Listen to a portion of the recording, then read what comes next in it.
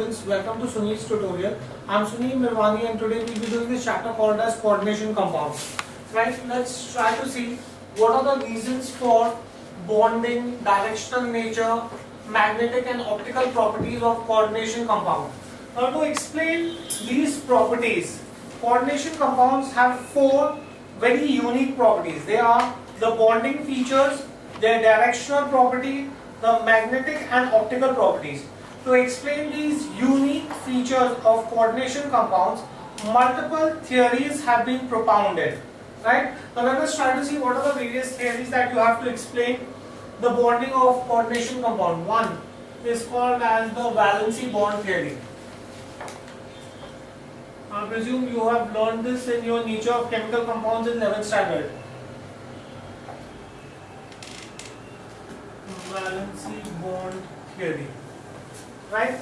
Now, valency bond theory. Who stated the theory? The theory was stated by Pauling and Slater. Right? This theory was stated by, I can say that it was given by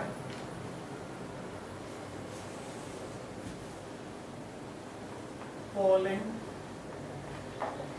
and Slater. Now the theory, right? The theory says that the central metal ion in a complex makes available a number of empty orbitals for the formation of coordination bonds with suitable ligands. Right? The number of empty orbitals made available for this purpose is equal to the coordination number of the central metal ion. Right? The central metal ion is going to make empty orbitals. Instead of half-filled orbitals, there will be empty orbitals where an electron pair can come in, and that electron pair is going to form a coordination sphere.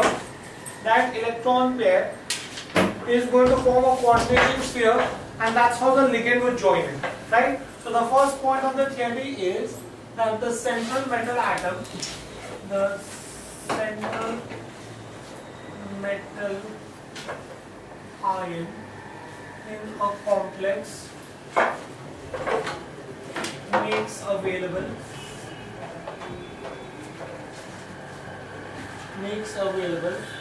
a number of empty orbitals. Remember guys, here these are empty orbitals, not half-filled orbitals. Empty orbitals for the formation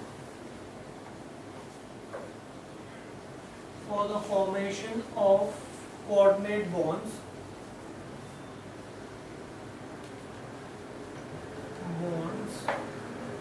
with suitable ligands.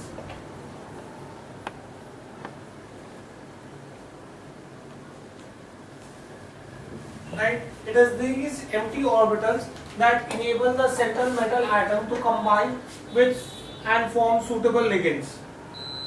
Fine? With suitable ligands. Here I can say that the number of empty orbitals, how will I know how many empty orbitals are made available? That will be determined by the coordination number. The number of empty orbitals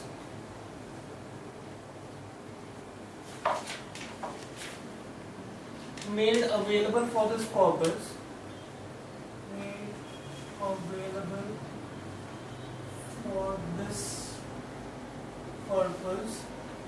the number of empty orbitals made available for this purpose is equal to the coordination number.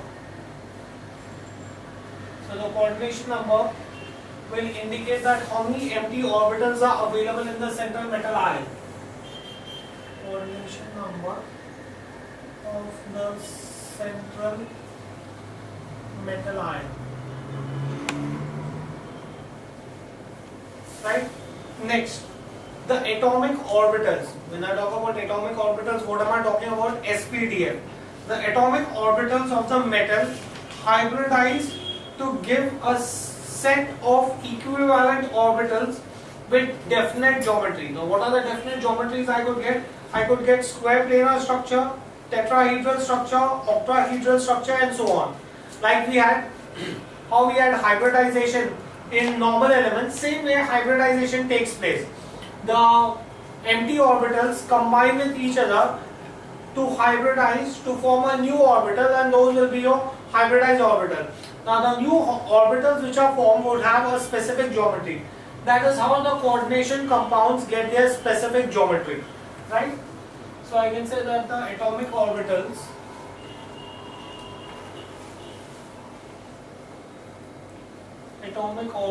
of the metal hybridize to give a set of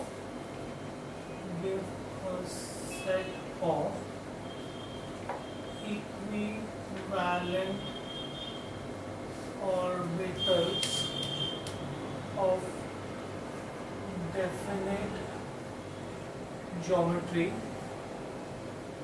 Now, which are the definite geometry you could get, such as square planar,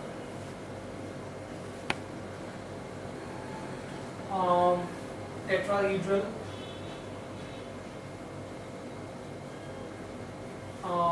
octahedral, and so on. Right? That's how the coordination compound gets its geometry. D orbitals involved in hybridization may be either the inner d orbital or the outer, right? So that is, obviously, if you have coordination compound, you will definitely have one of the orbitals that will be involved will be d orbital, because coordination compounds cannot be formed unless until you have transition elements. That means they will definitely have d orbital configuration. So I can say that the d orbital involved in the hybridization,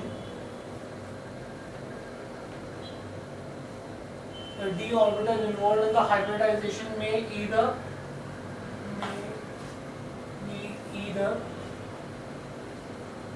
inner d orbital. Now in d orbitals we know that the last two orbits are incompletely filled, so it could be the inner d orbital. Inner d orbital, what do I mean by inner d orbital? Inner d orbital means the n-1 d orbital, or the outer. Both the d orbitals are capable of undergoing hybridization. Contrary to the normal valency bond theory, the normal valency bond theory states that only the outermost orbitals take part in chemical combination. Here both the outer as well as the inner orbital take part in chemical combination, right? Each ligand has at least one orbital containing a lone pair. Obviously, you cannot have a ligand. Basic definition of a ligand. A ligand is an atom ion compound or a group of atoms that donates a lone pair. Lone pair means a pair of electrons, right? So I can say that each ligand has at least one orbital containing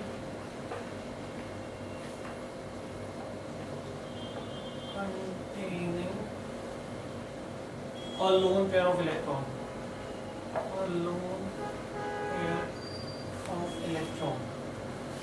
Right? Next, the empty hybrid orbitals of the metal ions overlap with the filled orbitals of the ligand to form the metal ligand coordinate covalent bond. You have a coordinate bond formed, which is formed by sharing of electrons. Now, how is this formed? You would have the empty hybrid orbitals of the metal. We said that there is going to be hybridization. So there are empty orbitals.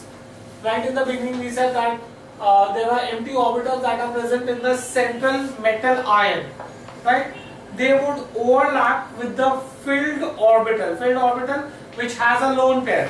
Filled orbitals of the ligand, and that's how a bond is formed.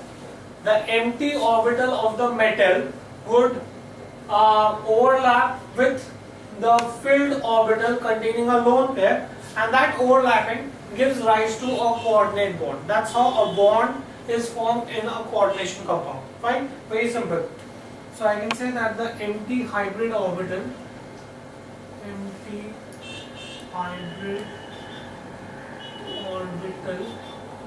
of metal ion overlaps with the filled orbitals of the ligand, with the filled orbitals of the ligands, with the filled orbitals of the ligands to form metal ligand covalent bond. Metal ligand coordinate covalent bond. That's how a bond is formed between them. Right? Next. Now, if the complex formed involves the inner orbital, it is called as a low spin complex, and if it involves the outer orbital, then it is called as the high spin complex. I told you that here, in the case of B block element, both the inner and the outer orbital, inner and the outer orbitals can take part in chemical combination. So if the bond is formed with the inner orbital, then it is called as low spin, and if it is with the outer orbital, it is called as high spin. So I can say that if the complex formed involves, if the complex form involves inner orbital as in the second last orbital. You know that the last two orbitals are incompletely filled, so the n-1 orbital. Inner orbital, it is called as low spin complex. It is called as low spin complex, and for outer orbital,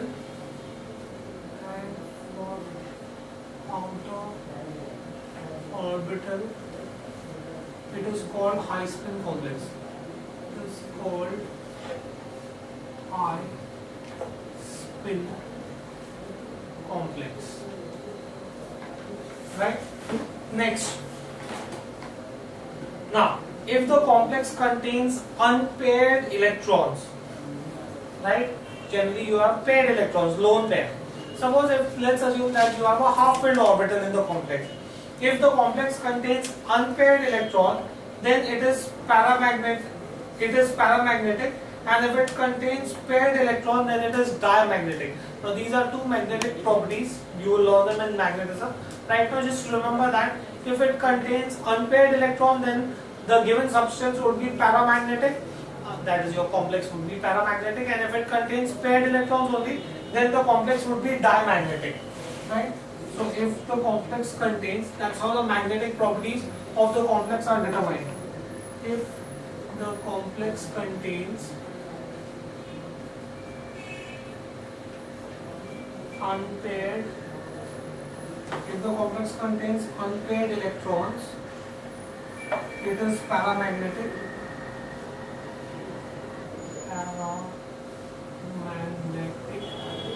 And if it contains paired electrons,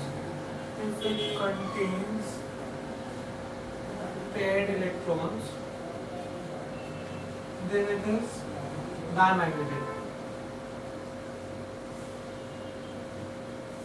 That is the reason why certain complexes are diamagnetic and certain are paramagnetic. Now, under the influence of strong ligand, the electrons can be forced to pair up against the Hound's rule of maximum multiplicity. Now, what does the Hound's rule state? We have learned this in 11th standard. Hound's rule states that when you are filling up the orbitals, the electrons get filled in one direction and then they get filled in the other direction. For example, if I were to show you p orbital. Now p orbital, suppose if I have 2p orbital, which is divided into x, y and z. Now if I have to fill 4 electrons, what would Hound's rule state? It would say first, all the electrons with the same spin would get filled, and then the electrons with opposite spin would get filled. This is Hound's maximum rule, multiplicity rule. But instead of this, if I have a strong ligand forming a compound, it will not follow Hound's rule, but it will get filled without following the Hound's rule. Fine, do you get this idea? So that is, in the presence of a strong ligand. Fine, do we get this in here? Right, take down please. Under the influence of strong ligand,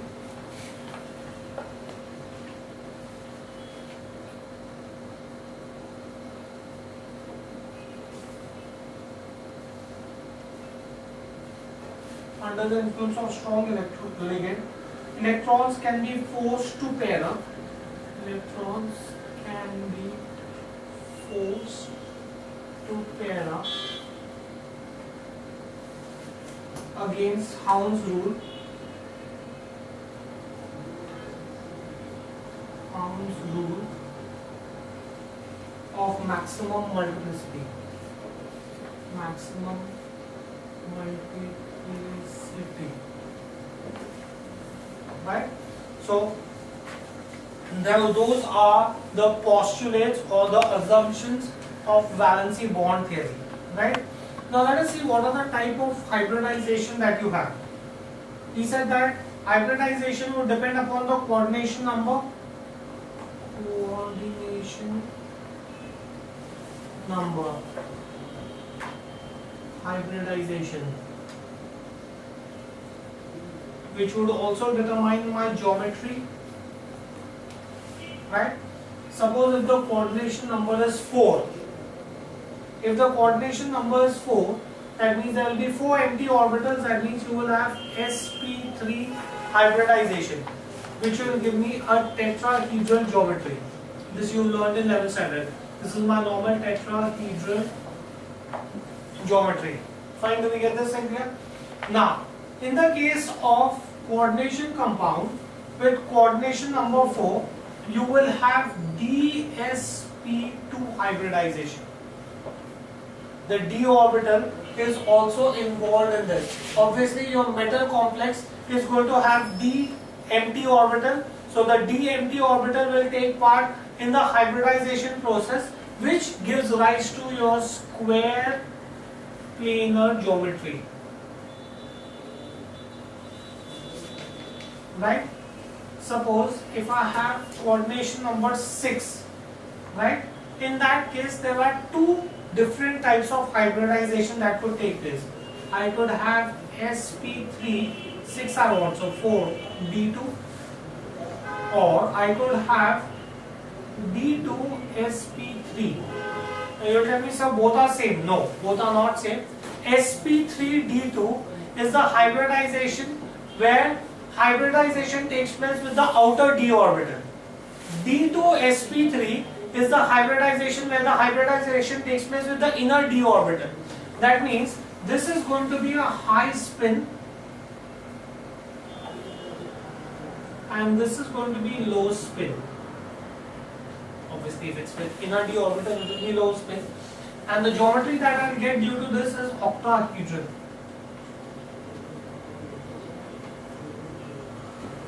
That's how the coordination number determines the hybridization and the geometry. Right? Now let us try to see a few coordination compounds that are formed on the basis of valency bond theory.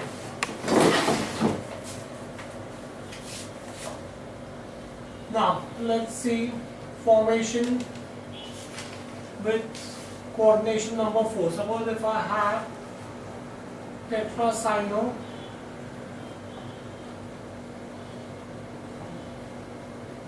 nickel ion. Right?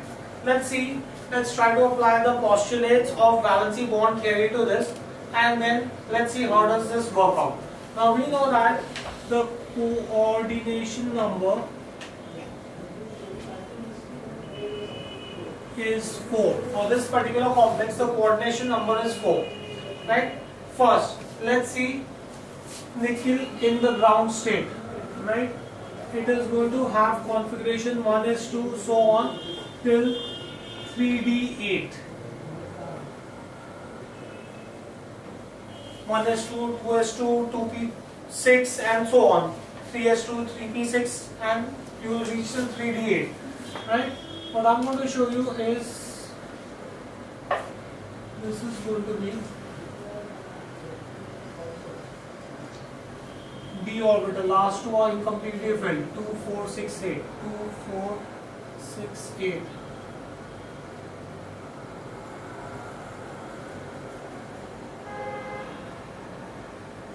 Right?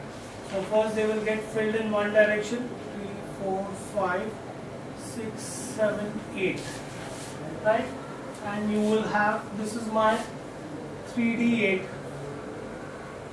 And after that there is going to be 4s2, because 4s2 has less energy than 3d8, and then you will have 4p0.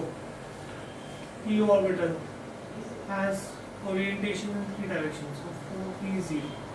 This is my ground state electronic configuration of nickel. Right? Now when it undergoes oxidation, right? When it undergoes oxidation, what would happen is it would lose 2 electrons. This is ground state.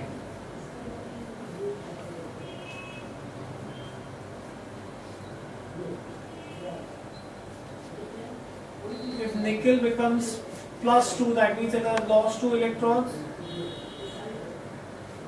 Right? That means 2, 2, 2. This is your +2 state. Right? It will lose, the 4s orbital will become empty, and you will have the 4p orbital also, which is empty. Right? So this is nickel with 2+ oxidation state.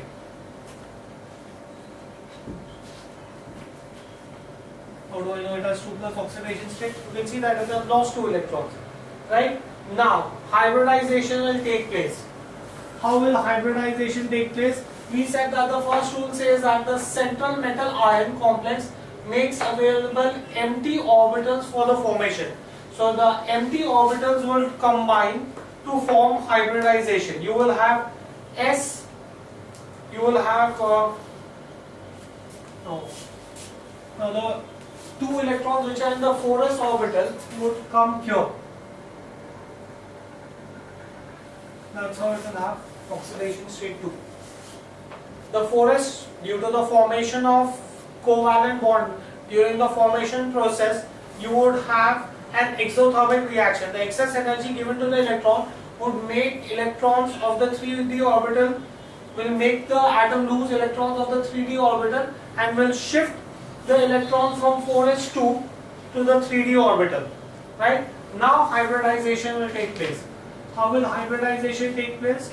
During the hybridization process, you have sp3 hybridization. That means one s orbital has to combine with 3 p orbitals. So you will have hybridization taking place.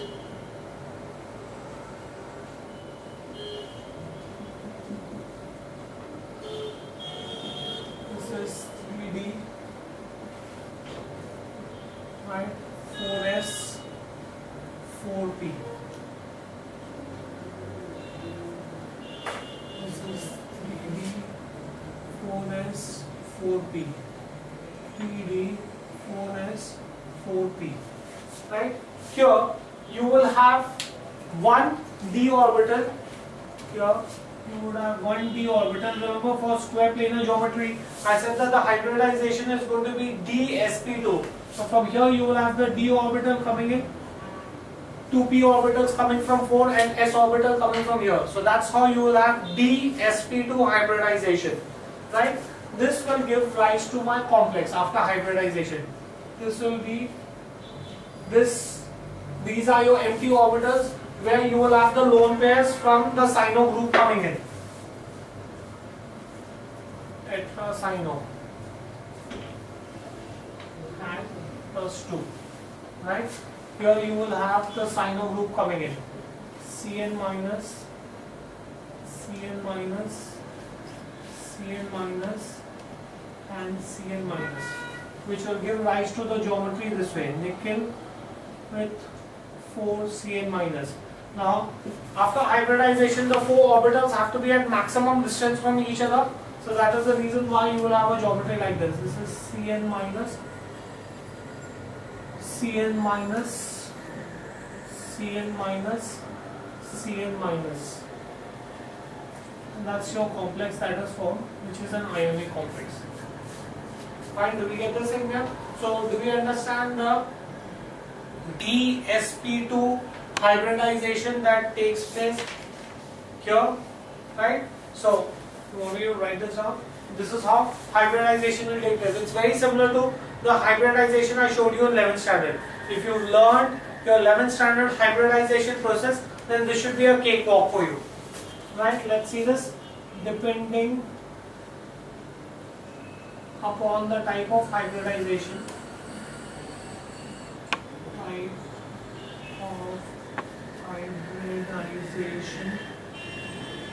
depending upon the type of hybridization, there are two possible ways.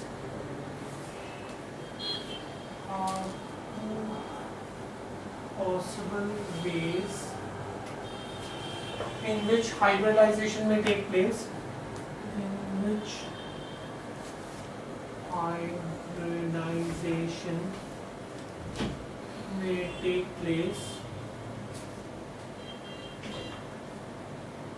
With coordination number 4, right?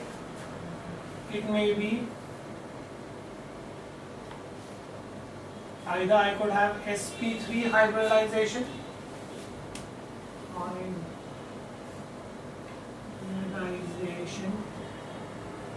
in which I will get a tetrahedral geometry, or I will have dsp2 hybridization,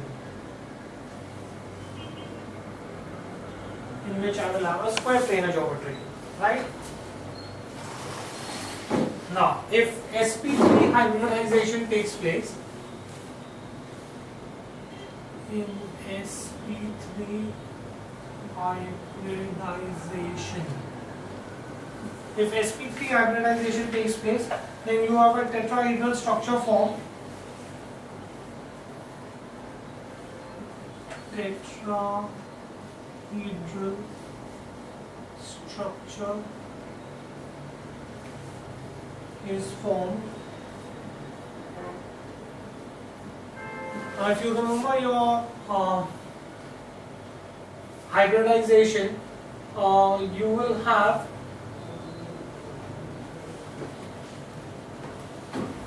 either, depending upon the substance, you could either have paramagnetic or diamagnetic. sp3 hybridization, from our 11th standard we know that if you have sp3 hybridization, there will be 4 half-filled orbitals.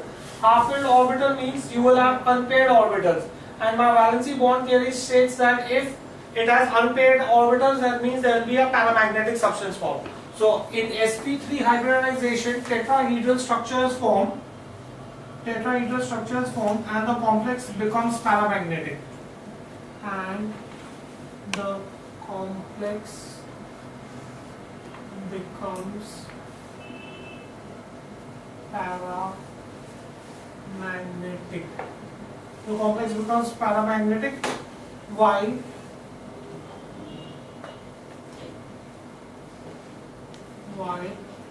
dsp2 hybridization, in the case of dsp2 hybridization, square planar structure is formed.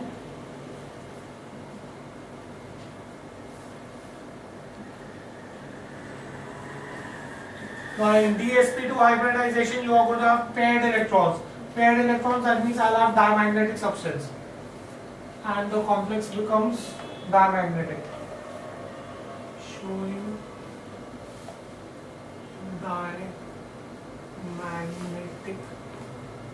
diamagnetic behavior. Right? So that's how you get sp3 and sp2 hybridization. Now, it is known from experiment that tetracyanonickel ion is diamagnetic, indicating that it has dsp2 hybridization taking place. One of the two hybridization will take place. After the compound is formed, we check the compound and it shows diamagnetic property. If it shows diamagnetic property, that means the hybridization that must have taking place is dsp2. So I can say from experiment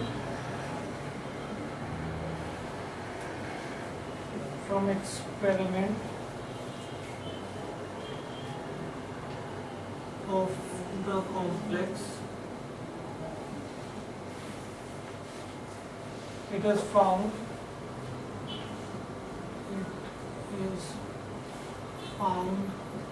to show diamagnetic properties, hence dsp2 hybridization takes place.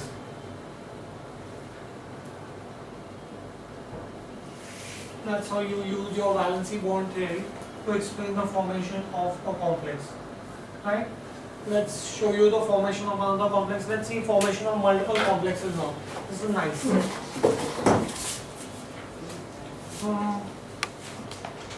Let's see if I have to form tetrachloronickel ion.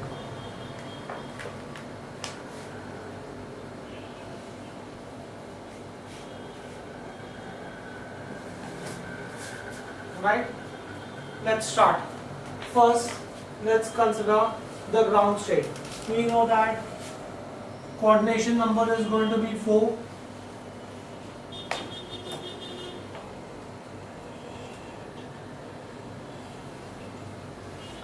Nickel, the atomic number is 28, right? We've already seen that it will have configuration starting from 1s2 till 3d8. Those are going to be its configuration. So let's see the ground state configuration for this. In ground state, I am directly showing you the 3D.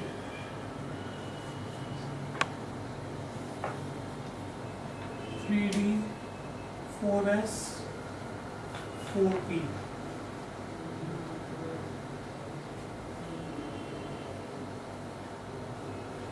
Right?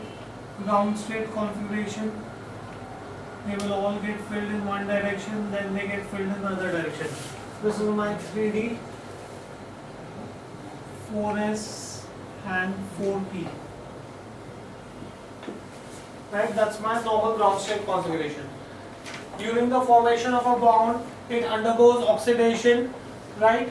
Oxidation means it's going to lose 2 electrons, so you will have oxidation state.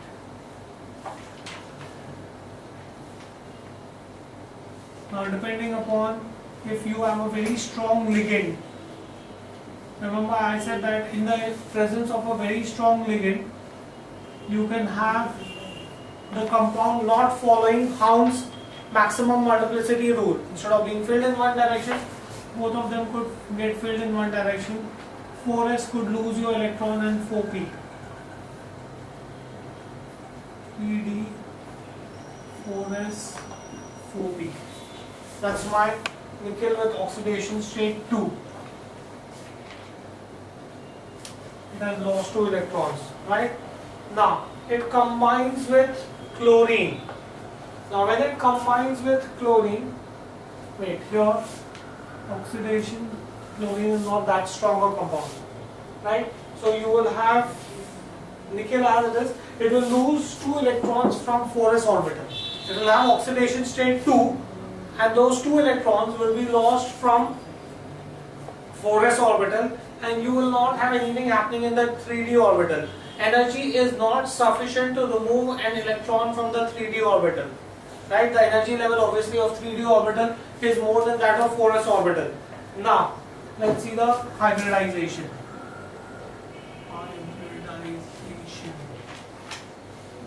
So 3d will not take part in hybridization because there is no empty orbital. For it to take part in hybridization, there should be empty orbital.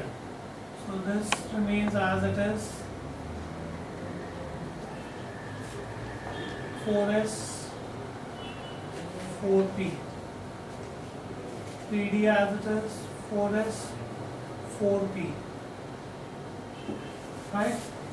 So you will have one 4s orbital combining with three 4p orbitals to form sp3 hybridization. This is going to be my hybridized orbital. In this, D will not take part. Remember I told you that you could have either sp3 hybridization or dsp2 hybridization.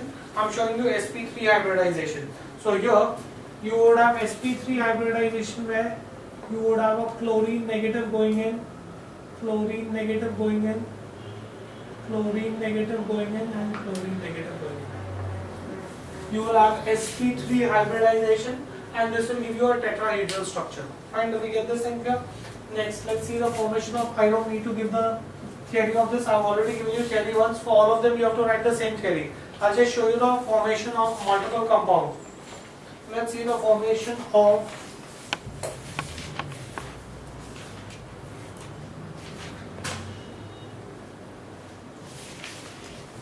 the next compound. Now, same way, coordination number. Coordination number is 4.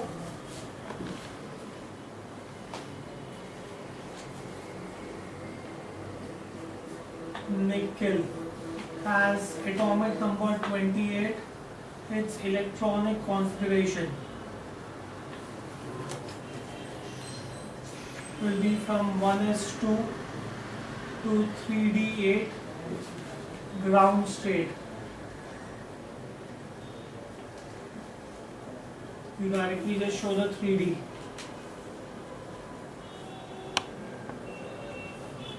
They get filled in one direction, Houns's rule. Next direction, that's my 8 electron. 4s2, 4p is empty. This is 3d, 4s, 4p. Right? Now it is going to combine with the carbonyl group. Now, here you would have oxidation taking place. Again, here the oxidation that takes place is energy release, exothermic reaction. Energy release is not sufficient to remove a 3d electron. So, as a result of which, in the oxidation state,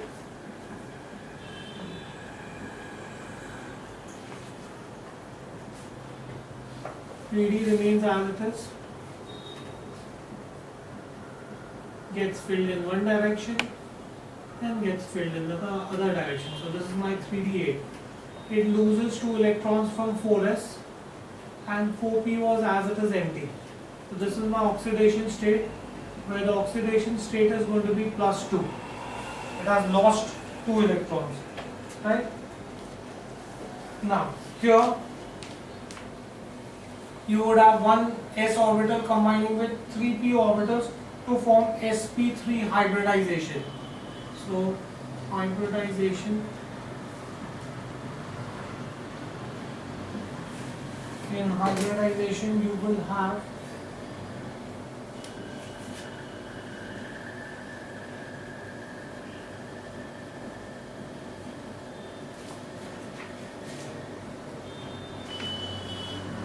this is 4s, 4p, this is 3d, 4s, 4p. Right? One 4s orbital combines with 3 4p orbitals to form sp3 hybridized orbital. The geometry for this is going to be tetrahedral. The 4 hybridized orbital will then have the carbonyl group coming into it.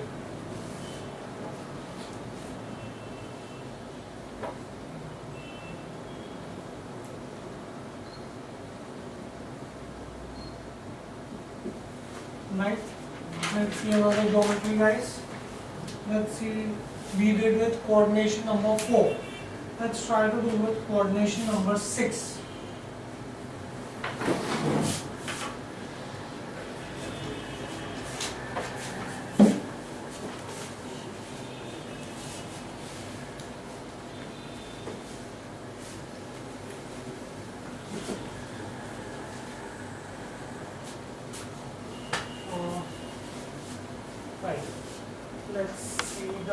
formation of hexaamine chromate ion. Chromate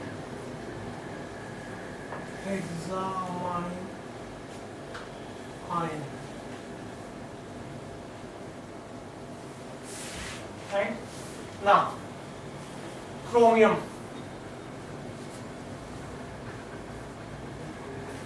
Its atomic number is 24.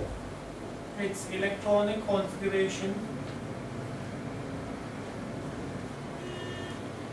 will be from 1s2 to 3d5. Right? Let's see the ground state for chromium.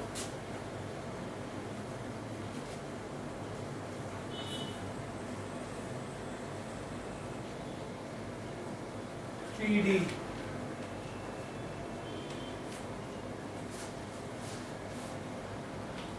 Five. Electrons have to be filled in one direction. Right? Last two orbits are incompletely filled. 4s. This is going to be the ground state configuration of chromium. This is 3d. This is 4s. Right? This is 3d 5 and 4s 1. Fine. Now it undergoes oxidation state wherein it loses 3 electrons. Oxidation state. It loses 3 electrons. So it loses 2 electrons from the 3d orbital and 1 electron from 4s orbital.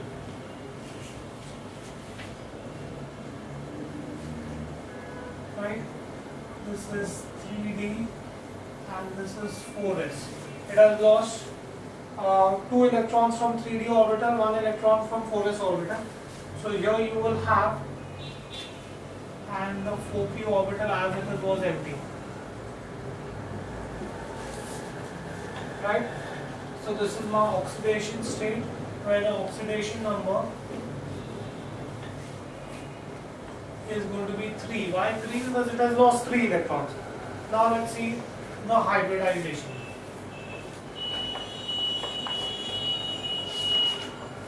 BD.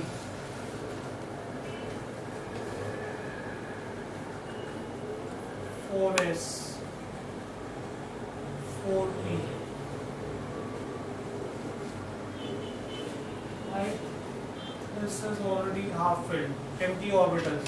Here you will have 2 3d orbitals combining with 1 4s orbital and 3 4p orbital to form the hybridized orbital. This is my hybridized orbital. These are those empty orbitals that will combine to form hybridized orbital. Right? So this is 3d, this is 4s, this is 4p. That's how the oxidation number comes in 6. There are 6 empty orbitals combining, therefore the oxidation number is 6. Each one of them will then take ammonia. That's how you get hexaamine.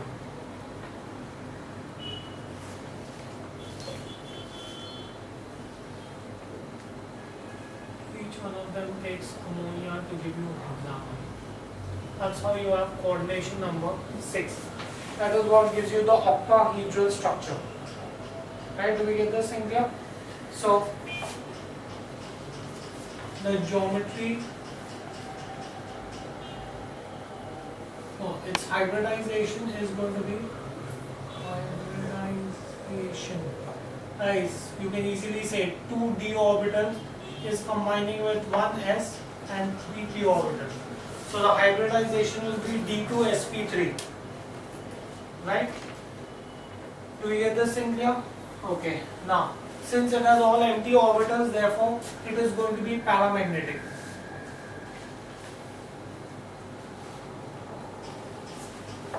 Right? It does not have unpaired electrons, therefore it is going to be paramagnetic. Right? Geometry I already told you is going to be octahedral. Let's see the formation of another compound, guys. FeCN6 P minus. Fe, iron. its atomic number is say 26. Its electronic configuration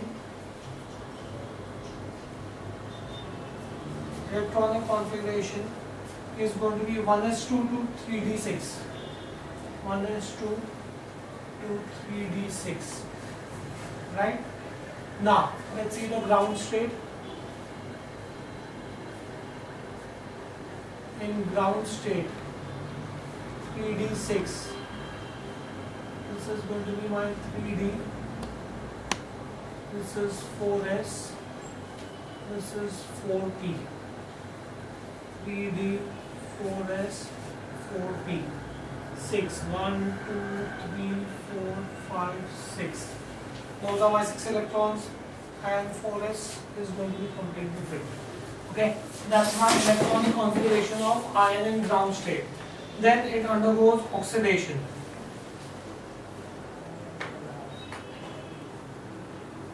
Right? Now its oxidation number is 3. If its oxidation number is 3, guys, you should know that it has lost 3 electrons. Think how it will lose 3 electrons.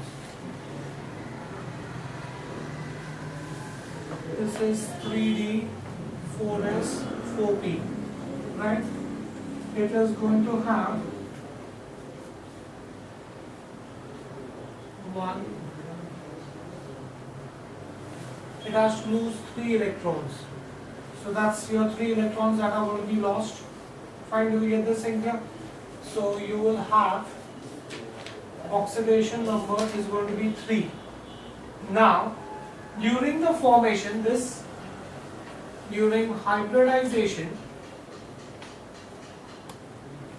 due to the energy released during the formation of bond, 1 electron from 3d is going to jump. It's going to jump from the higher orbital, and as it is going to jump from one orbital, this orbital will become empty, and it is going to jump into the half-filled 3d orbital. So as a result of which, now my 3d orbital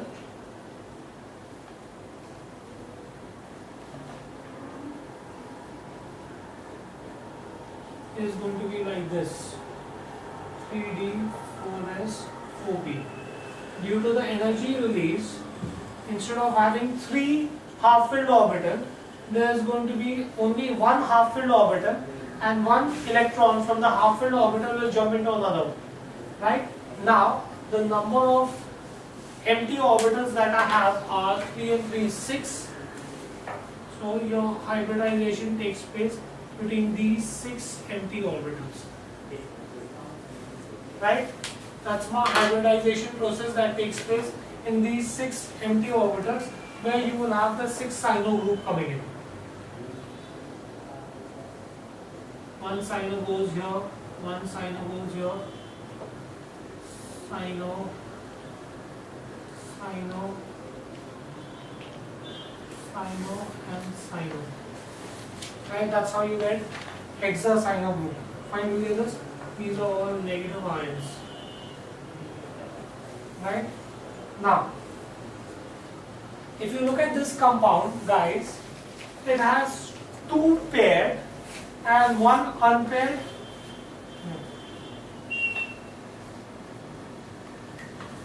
First of all, let's write the hybridization here. Hybridization. Hybridization is going to be D2sp3. That's how you have 6 empty orbitals coming in. Geometry is going to be octahedral, and that's it. It's going to be paramagnetic. And we get this in here. So you will have your paramagnetic substance that is going to be formed. Next, let's move on ahead. Let's see another compound, guys.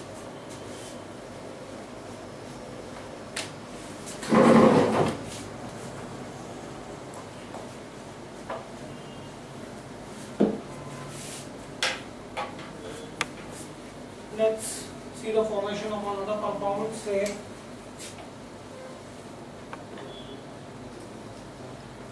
hydro compound.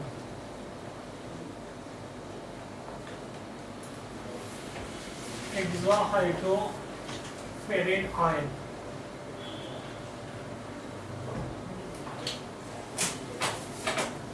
Right? Iron. Oxidation number is 26. Oxidation number is 26. Electronic configuration is going to be from 1s2 to 3d6. From 1s2 to 3d6 is going to be my electronic configuration of this. Right? Now, let's see ground state.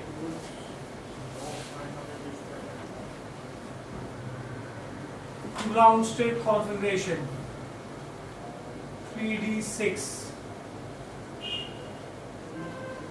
1, 2, 3, 4, 5, 6. This is my 3d6. 4s2 and the 4p orbital is empty. That's my ground state configuration. Once ground state is over, next it will undergo oxidation.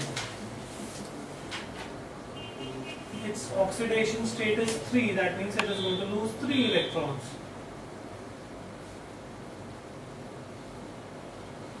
Right? It is going to lose 3 electrons.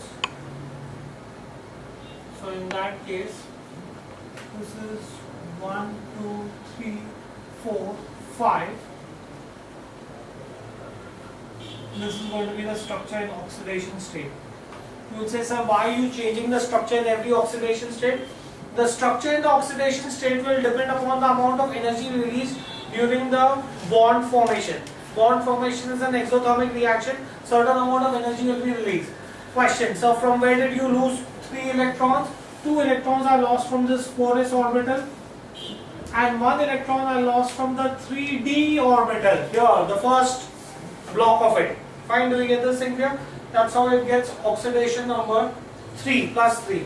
Now, it is going to undergo hybridization.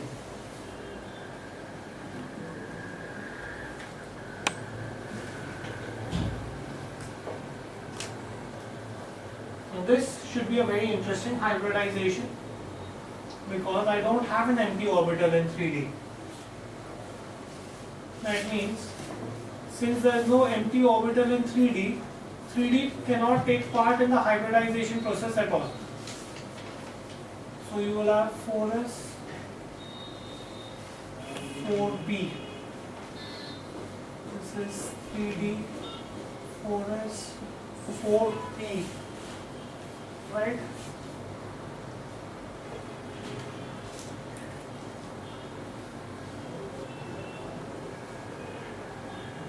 This is going to be 4D. Right? So in that case, you will have, I need, this is how much, 6, 3,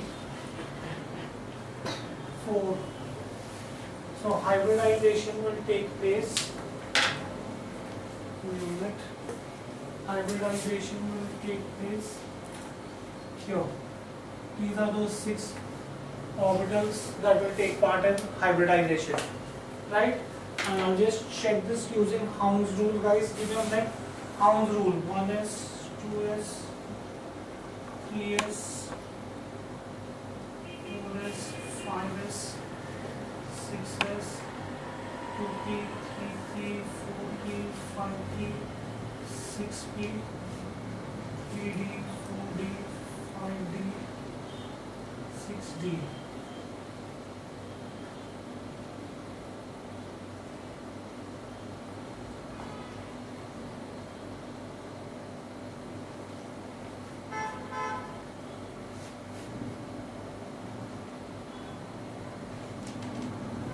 You will have 1s orbital getting filled first, then you have 2s, 2p, 3s, 3p, 4s.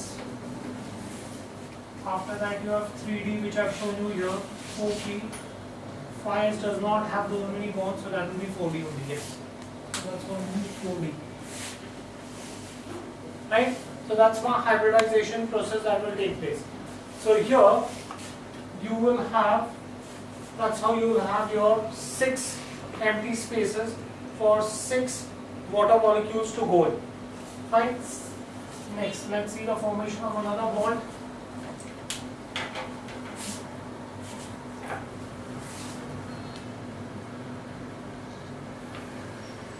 Ferrous hexacyanoferrous ferrate ion. This should be another interesting compound because here Fe atomic number is 26. Electronic configuration is going to be from 1s2 to 3d6. Right? Ground state 3d.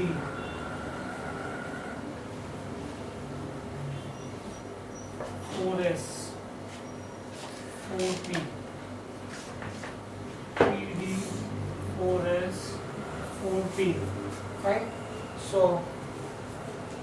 6 1 2 3 4 5 6 4s has been filled. So this is my ground state configuration for it. Right? Now let's see this oxidation. During the oxidation of this compound,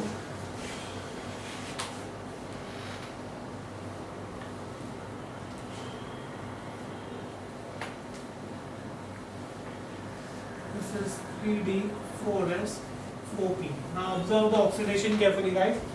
It is going to lose 4 electrons, out of which 2 electrons it is going to lose from 3d. Right? So in that case you will have 1 2 3. 2 electrons it will lose from 4s, 2 electrons it will lose from here, and this will go this way. So in that case you will have, this is going to be the oxidation state, where the oxidation state is going to be 4. It has lost 1 2 3 4 electrons. Right? All the 6 electrons are here. Right? So here this becomes, no, I need to lose 4 electrons. So this is going to be this way. Fine, do we get this in here? Now once you have this is my oxidation state 1 2 3 4. It has lost 4 electrons. Right? Next, let's see the hybridization.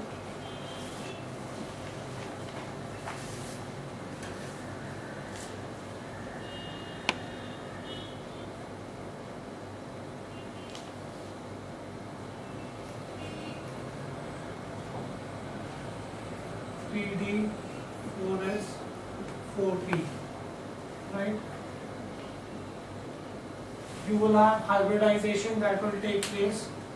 I need 6, so 2 3, huh? Here you have your 6 empty orbitals. 3d2 d2 sp3. That is going to be my hybridization that will take place, where in each of this empty orbital then you will have the cyno group going in, the negatively charged cyno group.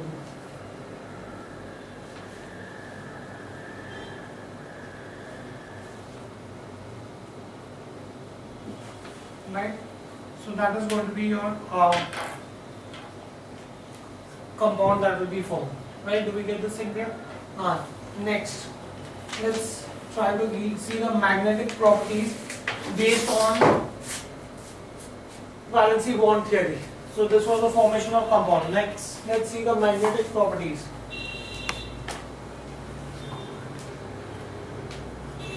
Magnetic properties. Right? Now I said that for magnetic properties, either it could be low spin or it could be high spin. Now, based on valency bond theory, you could have oxidation state 3 or 4, 5 or 6. 3. I'll give you an example with 3. Suppose if I have chromium, this is oxidation state 3, right? Where you will have 3 empty orbitals that will be taken from chromium, right? Then you could have 4, 5, and depending upon whatever its oxidation state is. So ionic outer orbital, you could have that ionic outer orbital will determine whether it is going to be diamagnetic or paramagnetic. If it has half filled or if it has unpaired electron, in which case it is going to be it's going to be diamagnetic. If it does not have unpaired electron, it is going to be diamagnetic. Fine, do we get this in here? Okay, I've already done the magnetic properties. Let's see the limitations of valency bond theory. Valency bond theory. In terms of limitation, it gives only one qualitative explanation of the complex. It gives only qualitative explanation of complex. Right? What will be the quality? It does not give you a detailed explanation for magnetic property of the complex. Right? There are certain substances which have unpaired electron and yet they are paramagnetic. It is not able to explain this. It does not give how does it become di or paramagnetic, again that is not explained. It does not give detailed explanation. It does not give detailed explanation about magnetic property of the complex. About magnetic property of complex. Right? Then the theory does not explain why certain complexes are stable. Does not explain stability. There was no, when I was teaching you how to form the compound, it did not tell me why a compound is going to be stable or no. Theory does not explain stability of different complexes. Right? Then the theory also does not give explanation about the absorption spectra. I told you that when we are doing light, energy cannot be absorbed or emitted continuously. It is absorbed or emitted in packets, which is called as quanta. The theory is not telling us how much light energy is going to be absorbed or given out, because that is what is going to determine the color of the complex. Right? So the theory does not give explanation about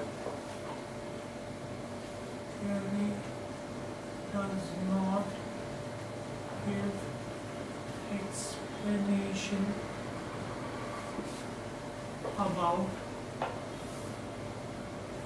absorption spectra of complex. Right? The theory is unable to explain why Houns's rule is not followed in certain complexes and it is followed in certain complexes. If it is not to be followed, all the complexes should not follow it. If it is to be followed, all of them should follow. Right? The theory is unable to explain.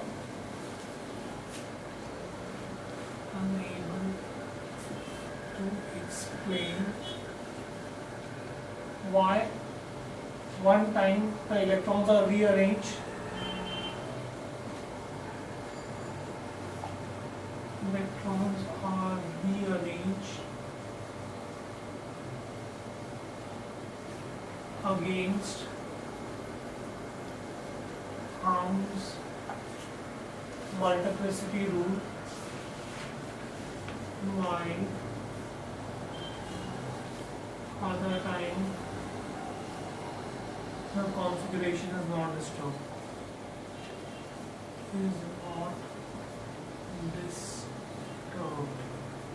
So these are your anomalies that are present in valency bond theory, right? Okay, we'll stop this here for the day. Thank you very much.